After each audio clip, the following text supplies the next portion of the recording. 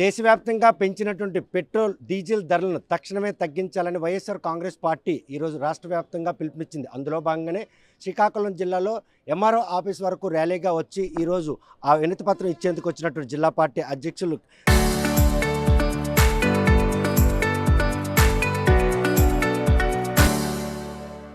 ధర్మాన కృష్ణదాస్ నేతృత్వంలో జిల్లా నలుమూల వచ్చిన నాయకులందరూ నియోజకవర్గాల్లో కూడా ఈ ఆందోళన చేపడుతున్నారు.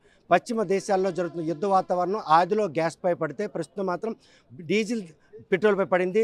అమాంతంగా ధరలు పెంచి 4 ఏళ్ల అంతరం ఒక్కసారిగా డీజిల్పై ₹3.75, పెట్రోల్పై ₹3.65 పెంచడం. ఈ పరిణామాలన్నీ ఏ సెక్టార్లకి నష్టం వాటిల్తుంది, ఆ యుద్ధం ప్రభావం అన్నది భారతదేశం ప్రజలపై చూపి ఈరోజు ఈ ధరల పెంపు ప్రక్రియకి వారు ఏమైనా ఇచ్చేస్తున్నారనే పరిణామాలు కనిపిస్తాయి. ప్రస్తుతం వైఎస్ఆర్ కాంగ్రెస్ పార్టీ తీసుకున్నటువంటి ఈ స్టాండ్ ప్రజల్లో ఎటువంటి చైతన్యం తేబోతుంది అన్న విషయం మనతో మాట్లాడే ధర్మాన కృష్ణ చూస్తే కనుక ఈ ఎటువంటి ఒక క్రైసిస్ క్రియేట్ కోసం ఈ ధరల పెంపు ప్రక్రియ దోహదపడుతుందండి.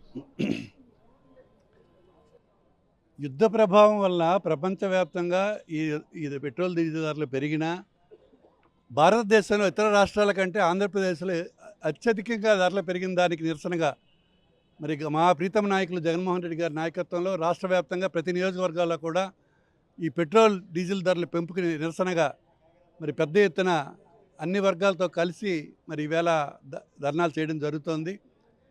ఇది చాలా దారుణమైన విషయం. ప్రజలకి అండగా ఉండవలసిన ప్రభుత్వాలు ఈవేళ దానికి భిన్నంగా ఆర్భాటాలకి, ప్రచారాలకి, గొప్పలకి ప్రాధాన్యత ఇస్తుందే తప్ప అత్యంత ప్రాధాన్యత సంతరించుకున్నటువంటి అంశాలని విడిచిపెడుతుందని మా ఆలోచన.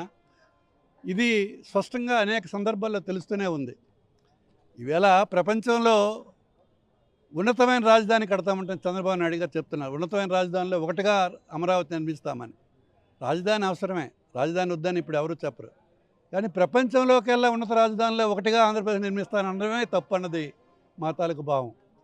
అత్యంత పేదరికంతో ఉన్నటువంటి పేదలకి వైద్యం కోసం, విద్య కోసం, వ్యవసాయం కోసం అండగా ఉండవలసిన ప్రభుత్వాలు దాన్ని నిర్లక్ష్యం చేసి ఆర్భాటాలకి ఎక్కడో ప్రపంచ దేశాల్లో ఉన్న గొప్పలన్నీ చెప్తున్నాడు ఆయన.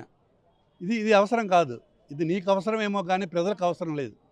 ఇటువంటి క్రైసిస్లో ఇంధనం పొదుపుగా వాడాలని ప్రధానమంత్రి క్యాన్వైన్ కుదించడం, ఈరోజు జిల్లాలో కూడా క్యాన్వైలు కుదించారు. కానీ ఈరోజు మీ నియోజకవర్గంలో స్వర్ణాంధ్ర స్వచ్ఛాంధ్ర పేరుతో పిలిపించినట్టు ఆ కార్యక్రమం ఏ విధంగా తీసుకోవాలి? 15-20 రోజుల నుంచి యావత్ జిల్లా యంత్రాంగం అంతా అక్కడే కలెక్టర్ గారితో సహా అందరూ కూడా నర్సనపేటలో ఉన్నారు. వీరంతా చేసే కార్యక్రమం అంటే చెత్త నుండి సంపద క్రియేట్ చేస్తాడు చంద్రబాబు నాయుడు. విజయవాడలో ఉన్నటువంటి తెలివంతా తెచ్చి నర్సనపేటలో ఉపయోగించి చెత్త నుంచి సంపద సృష్టిస్తానంటాడు. మాకు అనేక కష్టాలతోటి మేము ఇబ్బందులు పడుతున్నాము. ఎండిపోయినటువంటి జొన్న పిక్కలు కొనడానికి ఎవడు రైతులకి ఆధారం లేదు. మీరు చెప్పిన 2400 కాదు కదా, కనీసం 2000 ఇవ్వండి అని చెప్పి అడిగితే కూడా దిక్కులేని పరిస్థితి. వ్యవసాయ మంత్రి చూస్తే ఒక్క గింజ కూడా కొనలేమని చెప్తున్నాడు. ఎటువైపు వెళ్తుందో మీ పాలన మాకైతే అర్థం కావట్లేదు. మరి తెచ్చినటువంటి వెహికల్స్ అన్ని మూలమూలలు దాసి చంద్రబాబు నాయుడు గారు మాత్రం 4 కార్లతోటే వచ్చారు. మరి మిగతా చుట్టూరు 15-20 రోజుల నుంచి అక్కడ ర్యాలీ జరుగుతుంది అక్కడ జిల్లా నియోజకవర్గంలో. ఇవి చెప్పిన మాటలకి ఆయన చేసిన దానికి ఎక్కడ పొంతన ఉండదు. ఎన్నికల ముందు కూడా అలాగే అనేక విషయాలు చెప్పాడు ఆయన.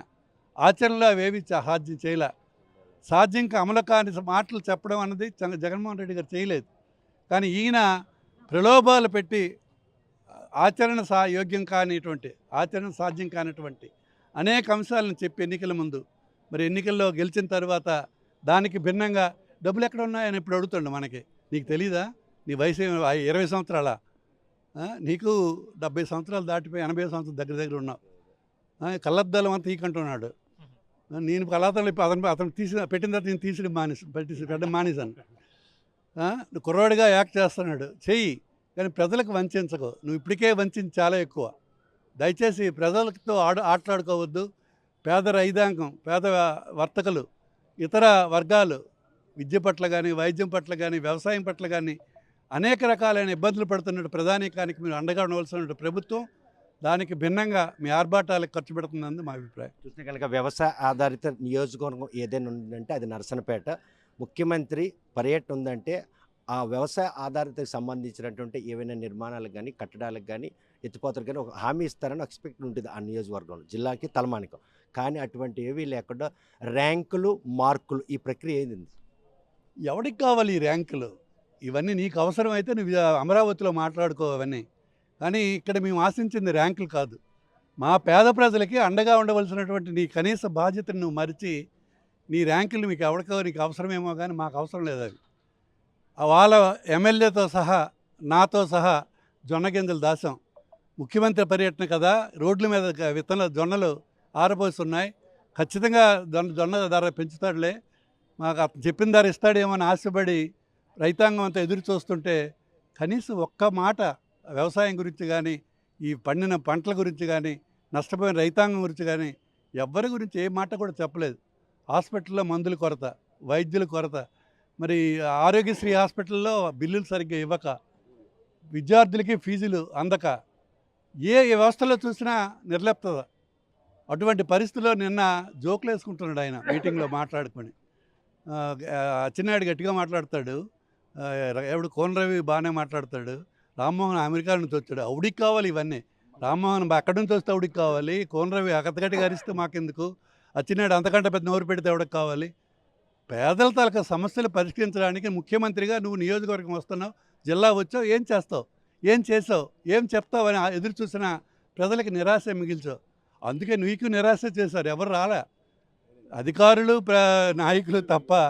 ప్రజలైతే చాలా దారుణంగా నిన్న మీటింగ్ జరిగింది, అట్టర్ ఫ్లాప్ అయింది. ఆయనే చెప్తున్నాడు నర్సన్నపేట పెద్ద సున్నా అని చెప్తున్నాడు ఆయనకి చెప్పుకోవడానికి కూడా సిగ్గుగా బాధగా అనిపించట్లేదు.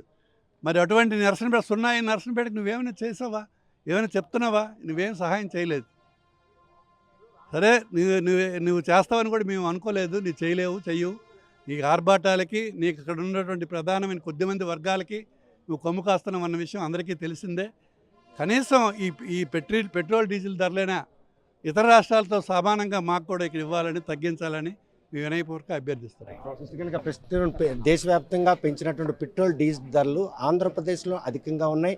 ఆ ధరలను నిర్మూలించి ఈరోజు ఇతర రాష్ట్రాలకు అనుగుణంగానే ఈరోజు డీజిల్ పెట్రోల్ ధరలు అందుబాటులోకి తేవాలని వారు చేస్తున్నటువంటి పోరాటం ప్రజలకు ఓన్ అవుతుందని చెప్పి ఆయన ఆశాభావం తెలిసింది. మరోవైపు చూస్తే కనుక ఇటీవల నియోజకవర్గం పర్యటనకు వచ్చిన ముఖ్యమంత్రి రైతులు, మొక్కజొన్న రైతులు కావచ్చు, ధాన్యం ఖరీఫ్ రబీ పండించుకోవాలి, వాళ్ళందరూ కూడా ఇబ్బందులు పడుతున్న నేపథ్యంలో కనీసం రైతుల గురించి ఒక్క మాట కూడా ఆడకుండా ర్యాంకులు పొగడతలతోనే తన పర్యటన ముగించారని చెప్పేసి ఎద్దేవా చేస్తున్నాం. మరి ఈ విషయంలో ఈ వైఎస్ఆర్ కాంగ్రెస్ పార్టీ తీసుకున్నటువంటి ఈ పెట్రోల్ డీజిల్ ధర పెంపు విషయంలో ప్రజలు వారితో ఏ విధంగా ఏకీవిస్తారు, ఈ పోరాటం ఎలా భాగస్వామ్యం అవుతారన్న విషయం వేచి చూడాల్సింది. వీడియో జర్నలిస్ట్ రామకృష్ణతో సత్యం, ఆర్టీవీ శ్రీకాకుళం.